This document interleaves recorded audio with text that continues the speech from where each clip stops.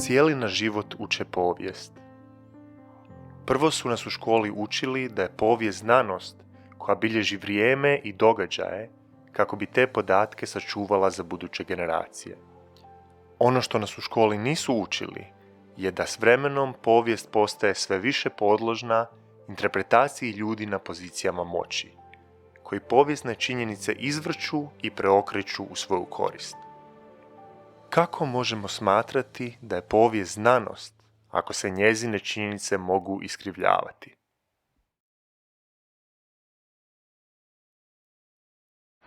Suočavanje s prošlošću je prihvaćanje događaja onakvim kakvi jesu, bez obzira na naše mišljenje o njima. Razmišljati o posljedicama svih događaja koje su se desile u prošlosti. Dakle, ne učiti samo puko datume i bitke, ubistva, nego učiti neku drugu pozadinu, sociološku, psihološku nekog događaja. Pa suočavanje s poviješću je u biti shvaćanje da je povijest, koliko god je ona teška, koliko god je ona u biti, kako bi to rekao, loša, da još uvijek možemo izvući dobru pouku iz svega što se desilo u povijesti i da to isto ne ponovimo u našoj budućnosti.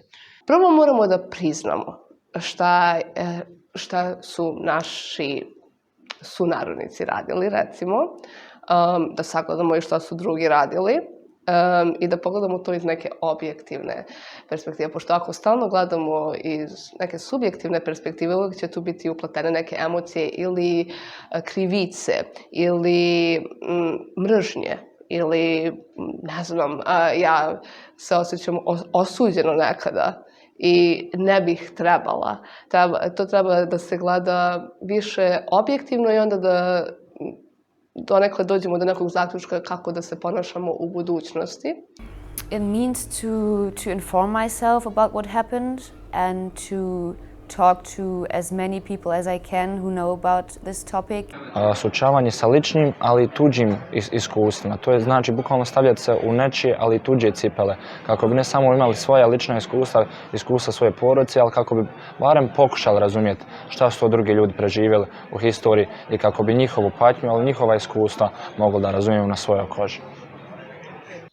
Smatram da moramo biti svjesni što se dogodilo, kako se dogodilo i da to neće nestati. I da će zauvijek postojati ta neka mrlja na nama. I ako ćemo mi to skrivati, izazivat ćemo daljnje sukobe. Ako mi to prihvatimo i kažemo, ok, to je dio nas, to je dio naše kulture, to je dio svega što su proživjeli naši preci, onda možemo dalje rasti, razvijati se. Ja kao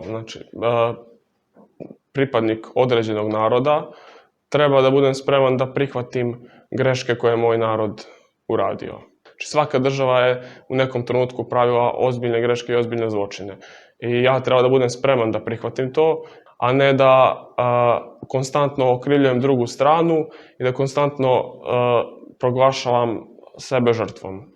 Prihvatanje događaja iz prošlosti, prihvatanje priča različitih strana, ljudi sa različitih strana, definitivno, i upoznavanje sa tuđim pričama. For me, it means to move on and build yourself.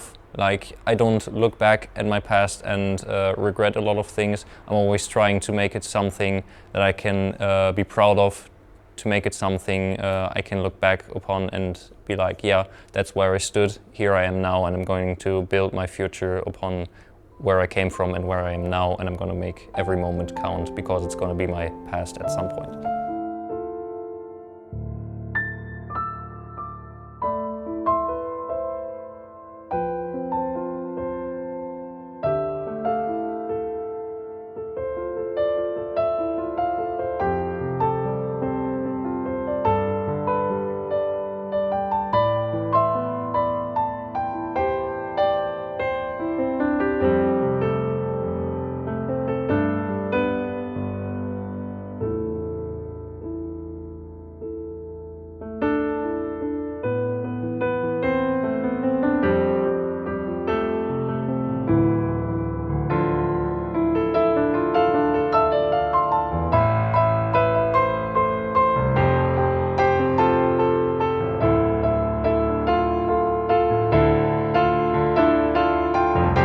Prošlost je teret sadašnjosti.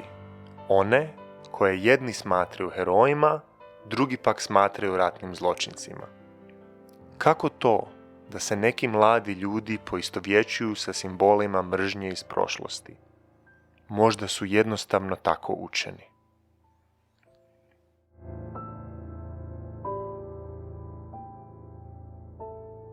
I ljudi se mnogi poistovjećuju, nalaze u nekim aspektima koji su možda mrtvi već desetljećima, ako ne i stoljećima. I radi toga kako se oni identificiraju s tim, neko kad naruši ta načela, kad dođu dvije osobe koje su se identificirale sa različitim nekim povijesnim aspektima, dolaze u sukob.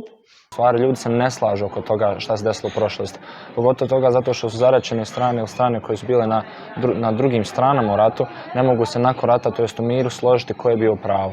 Tako da nakon rata postoje mnoge verzije, alternative ili različite historije oko toga šta je bilo, šta je ispravno. They weigh heavy with all of us, and there is still a generation alive that witnessed all of these events. So of course the discussion between the old generation and the new generation is going to spark conflict all the time. I mislim da je ta podjela direktno proizašla iz Drugog svjetskog rata, što se vidi kroz, na primjer, kontinuitet u posljednjih par godina revizije istorije. Ali u biti uvijek se traži nekakav neprijatelj naroda. I uvijek, zato što u biti kroz povijest je uvijek tako bilo. Uvijek smo imali neko ko je bio ili mi ili oni. Zato što se često istorijski događaji iskorišćavaju u neke političke svrhe i često se manipuliše nekim datumima, brojevima, događajima.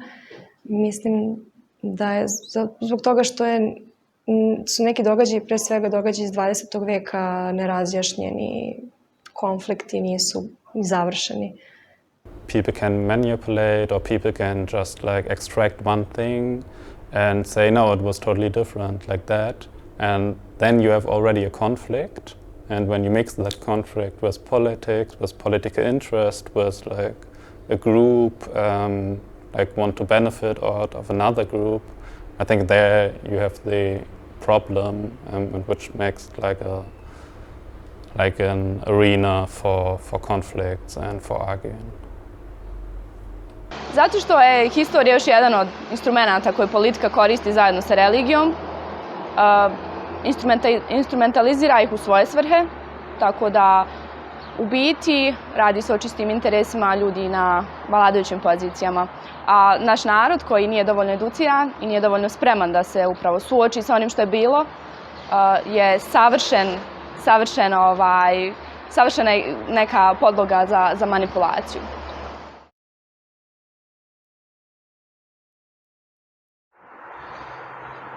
Morali se pomiriti na neki način. Morali bi prihvatiti jedni druge takvi kakvi jesmo, bez obzira na mane. Morali bi početi gledati jedni druge kao ljude, kao osobe, a ne kao neko ko pripada nekoj naciji ili religiji. Pa trebali bi razumjeti jedni druge. Trebali bi u biti učiti iz prošlih grešaka i shvatiti da je jedini korak naprijed i korak izvan ove rupe u kojoj se trenutno nalazimo je shvatiti da smo na kraju krajeva svi ljudi i trebamo razumjeti jedni druge i razumjeti tuđe probleme i kroz razumijevanje tuđih problema riješiti svoje. Da nađemo zajednički jezik, da otvoreno pričamo o nekim temama koje su možda kontroverzne ili su škakljive, bolne. A to je uopšte nije lak zadatak. Zato treba i mladi da se uključe u razne inicijative, da uče o prošlosti i da na taj način pokrenu neku priču. I would say that everybody should have the same education, the same opportunities to have education and to join projects like this. Ja mislim da se u skorije vrijeme nećemo prestati svađati oko prošlosti i mislim da je obrazovanje ključno i da ljudi treba da shvate da postoji kritičko mišljenje i da treba da shvate da postoji više strana na jednom novčiću, znači da nije sve tako crno-bijelo. I onog trenutka kada mlađe generacije budu bile spremne da sjednu za stol i da pričaju, tek onda možemo da pričamo o nekom pravom suočavanju s prošlošću. Nije dovoljno da to budu pojedinci, treba da budu većinske mase koje su spremne da saslušaju drugu stranu i da tek onda donesu svoj zaključak. I kad jednom to prihvatimo i možda kada dođe do te smjene generacija, što će više vrijeme prolazi, što će se više ljudi educirati, što će više ljudi raditi na sebi, nekako će se te stvari stišati i onda će dalje biti poznate, ali neće dalje biti u centru svih razgovora. Ekonomija je jako bitan faktor. Ako naše države rade ekonomski zajedno i zavise jedne od drugih, to će isto da doprinese tome da prestanemo da se svađamo jer smo potrebni jedni drugima. Mislim da je jedna ekonomska u stvari saglasnost glavni cilj ka jednoj boljoj budućnosti, kad bi se nekako ekonomski svi iznjedrili nad ovog nekog nivoa našeg prosječnog balkanskog, mislim da bi to mnogo suočilo sa prošlošću. Međutim, to nije problem u Europi i u zapadu gdje je situacija ekonomska mnogo bolja, tako da mislim da je jedno generalno razumijevanje među ljudima i saglasnost da je rat nešto što ne želimo više da se desi, put ka pomirenju. Jer smatram kako je obrazovanje u stvari jedini temelj, neka fundamentalna osnova za bolju budućnost. Opet treba educirati profesore da mogu educirati učenike, jer jedino na taj način možemo doći do nekog prosvjećenja naroda, odnosno da svako može objektivno sam prosuditi što je ispravno, ne da se ikome nešto nameće.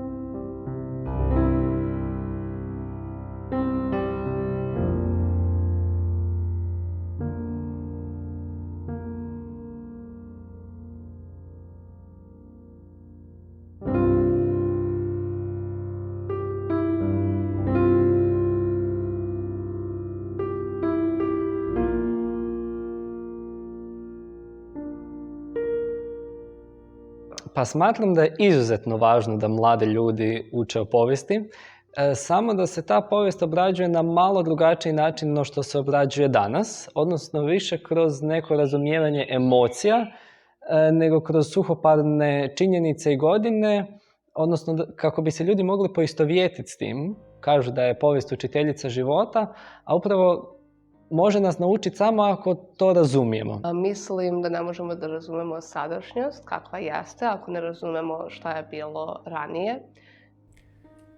I think it's important because it's a great teacher. We can learn a lot from the past and make it help to not repeat mistakes from the past. It's important to never forget where we came from and to move on. There's a lot to still uncover from the past. We don't know everything yet, and there's always new material for discussions, and I think the discussion itself is really fun. Jako puno mladih ljudi živi u prošlosti. Samo zbog toga što njihovi roditelji, njihovi djedovi i bake govore o tome i oni znaju samo njihovu stranu priče. I ta njihova strana priča je jako subjektivna i oni onda idu dalje u život i u svijet sa tim svojim stavovima što budi jako velike neke kontroverze. I smatram da je onda bolje da se mi svi na neki način educiramo o tome i da znamo što se dogodilo, barem neke opće činjenice, čisto da možemo sami stvoriti svoje stavove i svoje mišljenje i onda sa time ići dalje, a ne da mi budemo na neki način samo projekcije onog što nama govore naši roditelji, bake, djedovi ili bilo tko nam je u bliskoj okolini. U biti to je jedini način da se borimo sa svim ovim što se događa danas. Lekcije znamo da nismo naučili, ali još uvijek nije kasno da krenemo na taj put. I think it is important, not just for young people, but for most of us, to understand each other better, to understand different viewpoints, and for oneself to yeah, understand opinions and like know where your own opinions might come from. Istorija je opšta kultura, tako da je izuzetno važno da se zna. Because it somehow connects us to the past and to our parents and grandparents and everything, and also because, yeah, obviously we can learn a lot from the past, and it helps us to design our future and prevent mistakes in the best case. Yeah, and I think without our past we wouldn't exist and we wouldn't live in the way we live right now. And if you understand what happened in the past, it's easier to understand why the world is working like it is right now. Naravno da mislim da je bitno za mlade ljude da uče o historiji, prvenstveno zato što se historija, pogotovo na Balkanu, našem području, mnogo puta ponavlja. Te mislim da pouke koje možemo naučiti iz historije, iz nekih historijskih događaja, da su veoma bitne za naš odgoj i budućnost. Danas, nažalost, mladi ljudi nisu toliko zainteresovani za historiju, neke historijske događaje koliko bi trebali, tako da vjerujem da je ovo jedan segment u našim životima koji bi se trebalo ispraviti i gdje bi se mladi ljudi trebali više aktivirati.